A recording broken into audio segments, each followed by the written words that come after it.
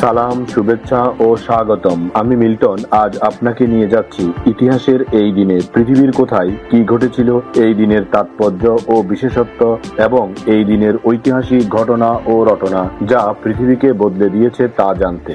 চলুন পৃথিবীর ইতিহাসে এই দিনে কোথায় কি ঘটেছিল তা এক নজর দেখে আসি। আজ 6 এপ্রিল। প্রথমেই পৃথিবীর ইতিহাসে এই দিনের আলোচিত, সমালোচিত এবং বিখ্যাত সব ঐতিহাসিক ঘটনা ও রটনা জেনে নেই। 1793 সালের 6 এপ্রিল এই দিন ফরাসি বিপ্লবের উত্তাল সময়ে ফ্রান্সের রাষ্ট্র পরিচালনার দায়িত্ব গ্রহণের জন্য কমিউনিটি অব পাবলিক সেফটি গঠন করা হয়। বিপ্লবের পরবর্তী ফ্রান্সের অভ্যন্তরীণ নিরাপত্তা রক্ষা, দেশ রক্ষা এবং রাজনৈতিক স্থায়িত্ব নিশ্চিত করাই ছিল এই কমিটির প্রধান উদ্দেশ্য। ম্যাক্সিমিলিয়ান রোবসপিয়ারের নেতৃত্বে এই কমিটি পরবর্তীতে বিপ্লবের ইতিহাসে এক বিতর্কিত ও অত্যন্ত শক্তিশালী প্রতিষ্ঠানে পরিণত হয়। 1896 সালের 6 এপ্রিল গ্রিসের অ্যাথেন্সে প্রথমবারের মতো আধুনিক অলিম্পিক গেমস অনুষ্ঠিত হয়। প্রাচীন অলিম্পিকের ঐতিহ্যকে আধুনিক যুগে পুনর্জীবিত করার লক্ষ্যে পিয়েরে দা কুবর্তের উদ্যোগে এই বিশ্ব ক্রীড়া প্রতিযোগিতার সূচনা হয়েছিল। বিশ্বের বিভিন্ন দেশের ক্রীড়াবিদদের এক মঞ্চে নিয়ে আসার মাধ্যমে আন্তর্জাতিক ভ্রাতৃত্ব ও বন্ধুত্বের এক নতুন অধ্যায়ের সূচনা করেছিল এই আয়োজন। 1917 সালের 6 এপ্রিল প্রথম বিশ্বযুদ্ধের প্রেক্ষাপটে মার্কিন যুক্তরাষ্ট্র আনুষ্ঠানিকভাবে জার্মানির বিরুদ্ধে যুদ্ধ ঘোষণা করে। জার্মান সাবমেরিন দ্বারা মার্কিন বাণিজ্য জাহাজ ডুবিয়ে দেওয়া এবং আন্তর্জাতিক সমুদ্র সীমানায় আক্রমণের প্রতিবাদেই উইড্রো উইলসনের সরকার মিত্রশক্তির পক্ষে আনুষ্ঠানিকভাবে প্রথম বিশ্বযুদ্ধে যোগদানের এই সিদ্ধান্ত নিয়েছিল। এই ঘটনাটি ছিল বিশ্বযুদ্ধের গতিপথ পরিবর্তনের অন্যতম প্রধান কারণ।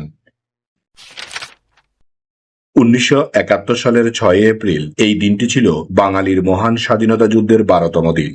এই দিনই মুক্তিযুদ্ধকালীন কূটনীতির ইতিহাসে একটি অবিস্মরণীয় দিন, কারণ এই দিনই মার্কিন কনসুলেটের তৎকালীন আর্চার কে ব্লাড ও 20 জন মার্কিন কর্মকর্তা ঢাকাস্থ মার্কিন কনসুলেট থেকে ওয়াশিংটনের কাছে একটি ঐতিহাসিক প্রতিবাদ লিপি পাঠান, যা ইতিহাসে ব্লাড টেলিগ্রাম নামে পরিচিত।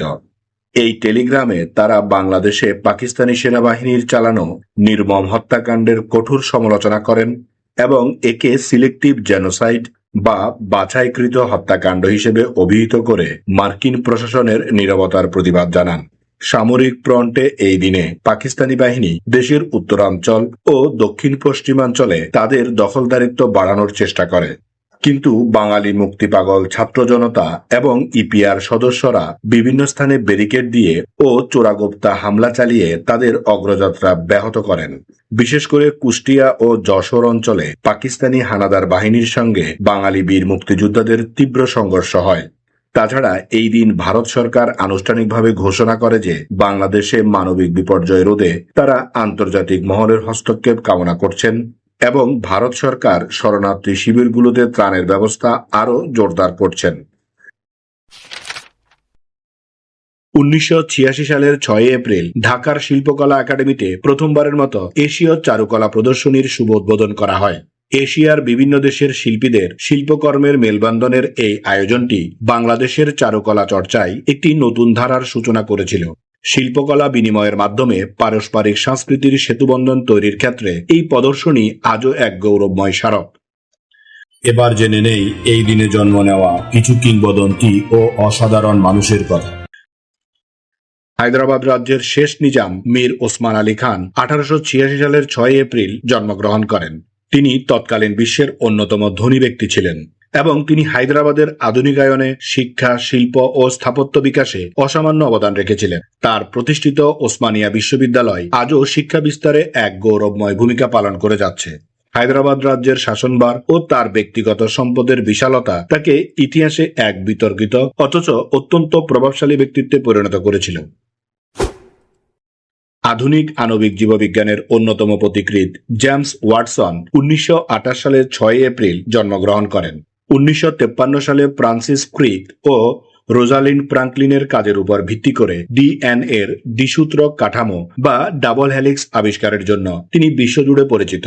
এই যুগান্তকারী আবিষ্কার জীববিজ্ঞানের জগতে নতুন দিগন্ত উন্মোচন করেছিল এবং পরবর্তীতে তিনি 1962 সালে চিকিৎসা বিজ্ঞানে নোবেল পুরস্কার অর্জন করেন। বাংলা চলচ্চিত্রের স্বর্ণযুগের অবিসংবাদিত সম্রাজ্ঞী সুচিত্রা সেন 1931 সালের 6 এপ্রিল বাংলাদেশের পাবনায় জন্মগ্রহণ করেন।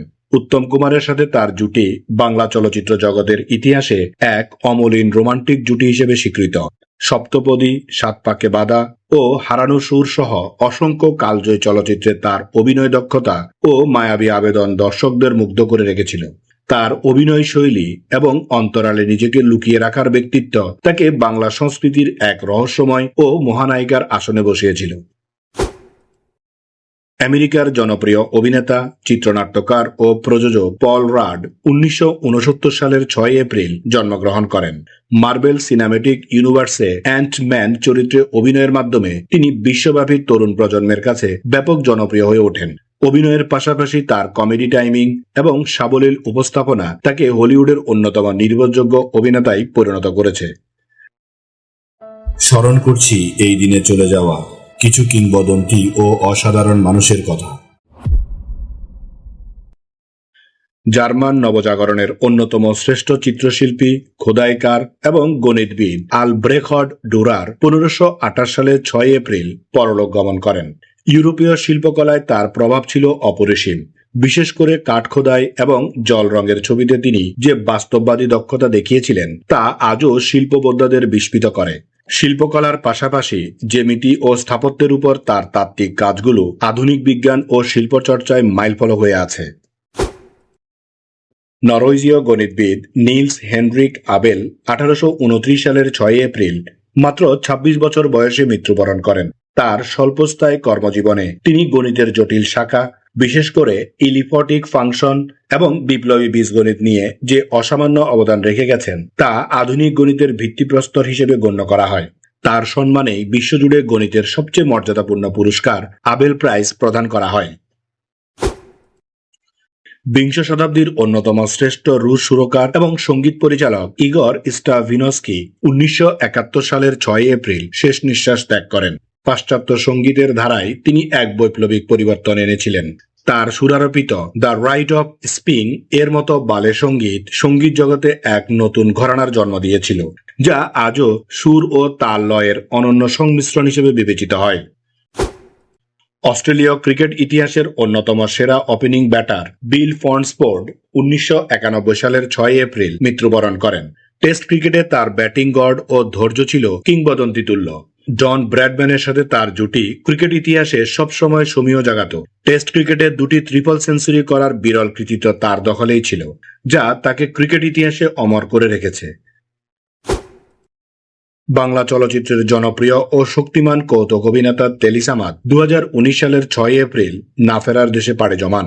দীর্ঘ 4 দশকেরও বেশি সময় ধরে তিনি তার অনন্য অঙ্গভঙ্গি এবং হাস্যরসের মাধ্যমে দর্শকদের অকৃত্রিম আনন্দ দিয়েছিলেন। প্রায় 6 শতাধিক চলচ্চিত্রে অভিনয় করা এই অভিনেতা কেবল কৌতুক অভিনেতা হিসেবেই নয়, বরং একজন গায়ক এবং সঙ্গীত পরিচালক হিসেবেও বেশ পরিচিত ছিলেন।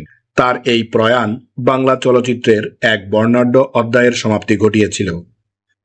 এই দিন আমাদের জীবনের ঐতিহাসিক, প্রাকৃতিক, শৈল্পিক, সাংস্কৃতিক, সাহিত্যিক, রাজনৈতিক, বিজ্ঞান গবেষণা, আন্দোলন, উৎসব, অর্জন, খেলাধুলা, সুখ দুঃখ, হাসি কান্না, আনন্দ বেদনা, পাওয়া না পাওয়া, মায়া মমতা, ভালোবাসায় ভরা সুখকর স্মৃতিময় একটি সুন্দর দিন। চলুন এই দিনটি উপভোগ করি। আগামীকালকের তারিখে পৃথিবীর কোথায় কি ঘটেছিল তা জানার আমন্ত্রণ জানিয়ে আজকের গল্প এখানেই শেষ করিলাম। লাইক, শেয়ার আর সাবস্ক্রাইব করার দায়িত্ব আপনার। আমি শুধু বলিব, নিজের, পরিবারের, প্রতিবেশীর ও পরিবেশের যত্ন নিন। ধন্যবাদ। খোদা হাফেজ।